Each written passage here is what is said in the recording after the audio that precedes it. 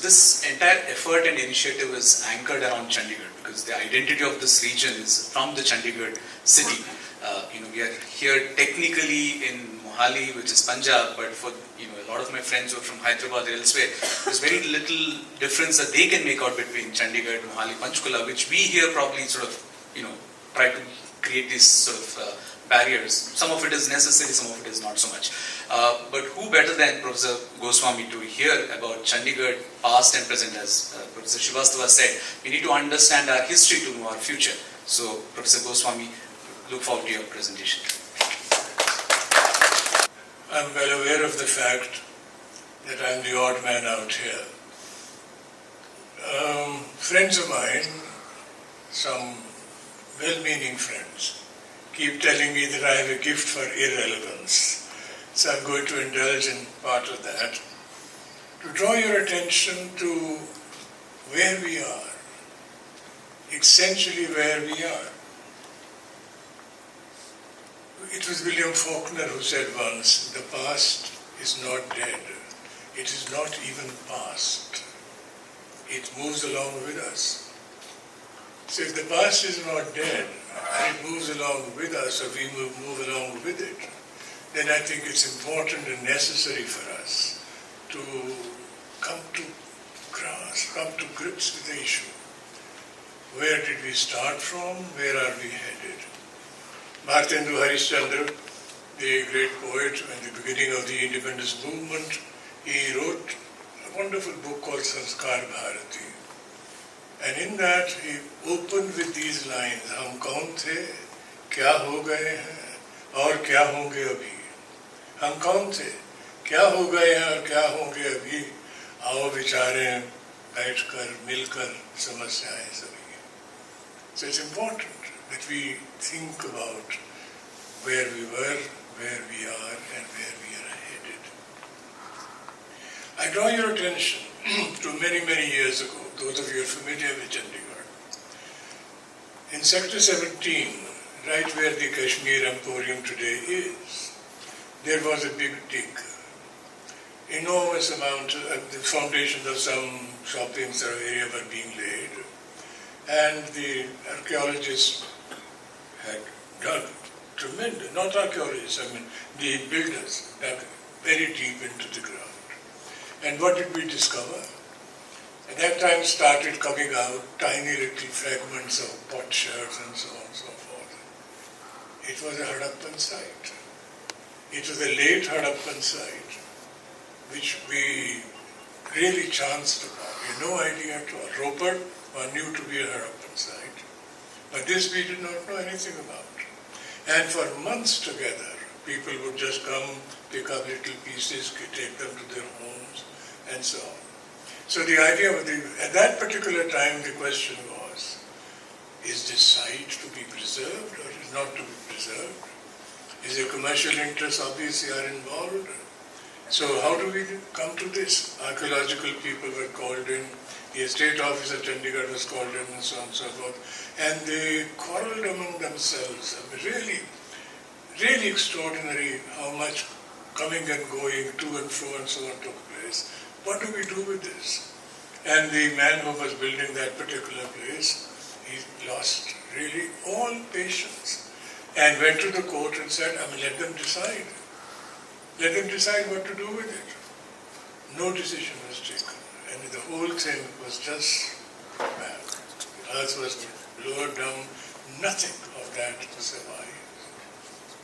Can we afford that? Can we possibly afford that? Are we not in error?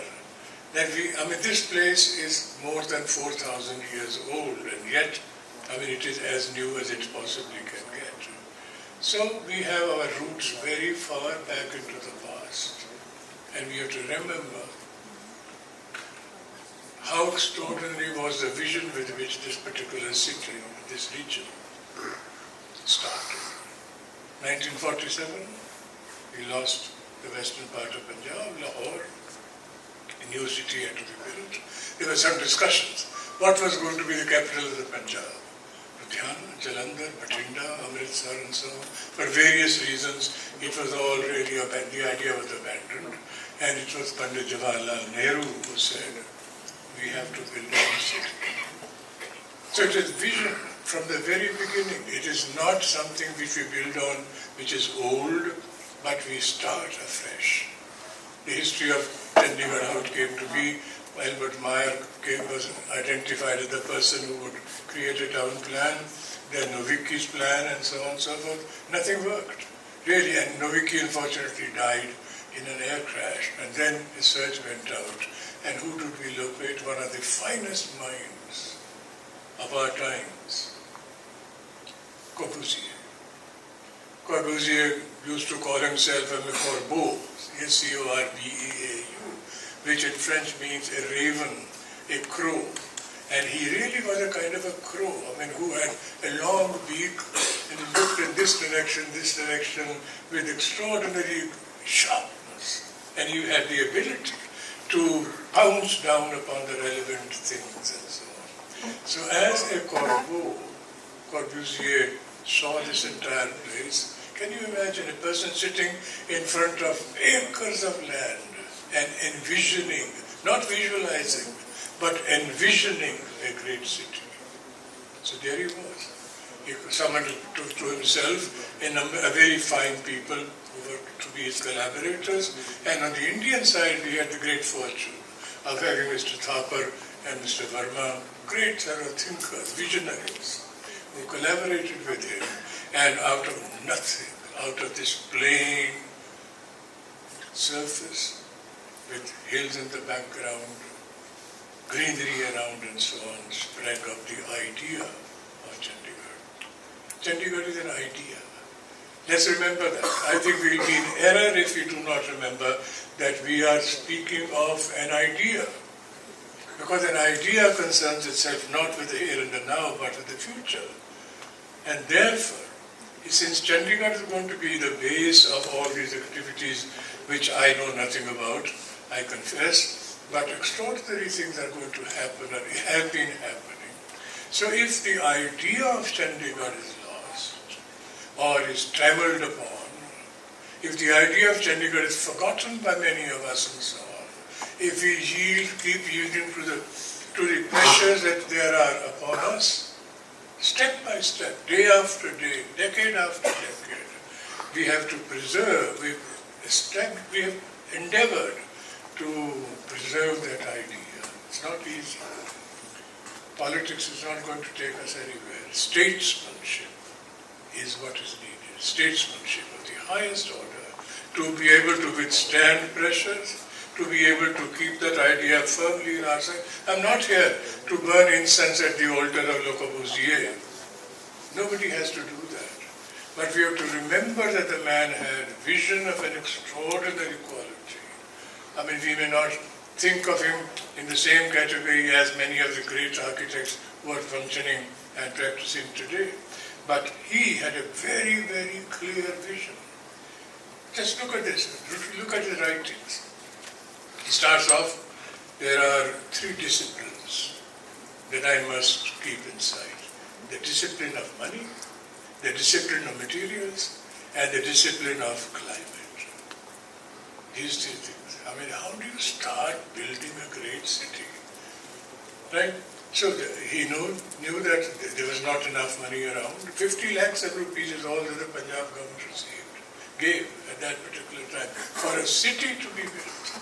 Right? Materials. And he said, I'm not going to import any materials. Local materials I'm going to use. Brick and so on and so forth. And beton, the cement, which is concrete, which is the hallmark of Corbusier's architecture, and so on. And climate. I really have to take into account what area we are in and so on and so forth. Three disciplines firmly in his vision. The discipline of money, the discipline of materials, and the discipline of climate. This man brought a city to being. And we have not only to respect it for the sake, because there was this extraordinary architect whom we had the fortune of being able to locate and so on, but the fact is that their vision is extraordinary. I mean, here was a man who was really wedded to democracy. He was one of the first architects of the world at that particular time, who said the poorest of the poor must have habitation which is worth living in. This much of space has to be left in front, this much of space has to be left at the back and so on, in a house which is built for the poorest of the poor. He was a kind of a person who was buzzing about with ideas at that particular time, interacting with the finest minds that were available at that time for discussion and so on. Now, the question is, the city is built, and Jawaharlal Nehru paid it the highest tributes that you can. He said again and again, it is an experiment, Panditji said. Experiments, if this experiment of Chandigarh fails, then I think we have ourselves to blame. We cannot afford that it fails. We cannot yield to pressures which come from all directions, assailing us, demanding and knocking at our doors and threatening to tear down walls of discipline and so on. So the whole idea is that we have to take cognizance of what Chandigarh is about. We have to take cognizance of the fact that we are looking at a future. You know, I'm very fond of a phrase called memories of the future. Ordinarily, memories belong to the past. But there's a memory of the future in the idea of Chandigarh. This man, Corbusier, had thought of this and that and that and this and so on, as far as his eyes and his mind could travel. Now, certain things have happened because of technology, because of population pressures and so on and so forth. Now, he could not have possibly envisioned that this is going to happen. When I joined the University of Punjab, after sort of a detour of this and that and so on and so forth, there were 3 cars on the entire campus. 3 cars. One belonged to the Vice Chancellor. The second belonged to a professor who had come from abroad. He had a car but never moved. It was at one particular spot. And the third, I occasionally will bring, courtesy my father, he would allow me to lay down something like this and so on. There are 3 cars on the entire campus. And now, 3 cars in each house, more or less, right on the campus itself. So these are things he could not possibly have anticipated. This explosion took place, I mean, which was beyond his ken, beyond your ken and mine. Could we possibly have imagined that the city will grow to this proportion and so on? But the city, the way it is happening is, it has the germ of its own destruction. And we have to be aware of that. If we keep yielding to pressures, I mean, there are pressures of all kinds. I've been involved in some heritage committee or the other and so on and so forth. And the requests that you get. A bureaucrat, a senior bureaucrat will say, I want to raise the outer wall, I mean the height of the outer wall. Now who's going to resist that, right? So we have to fight it out. And somebody else will come, my family has grown, so I must be allowed to sort of build one particular floor further up and so on. So how do you answer these things? How do you withstand them? Do we put up a fight? Yes, we need to. Absolutely we need to. The question therefore is crucial, not only to the existence of this particular city, but to the survival of a great idea. Can we afford that Chandigarh as an experiment fails? If it fails, then I think we have a great deal to pay for. It is the largest, the boldest, the most envisioned, most visionary experiment in town planning that this country has seen. After Jaipur, I suppose. Or, I'm not giving you a good example, Bhubaneswar, for instance. Who wants to go to Bhubaneswar? And everyone coming to and settle there and so on. No insult to the city.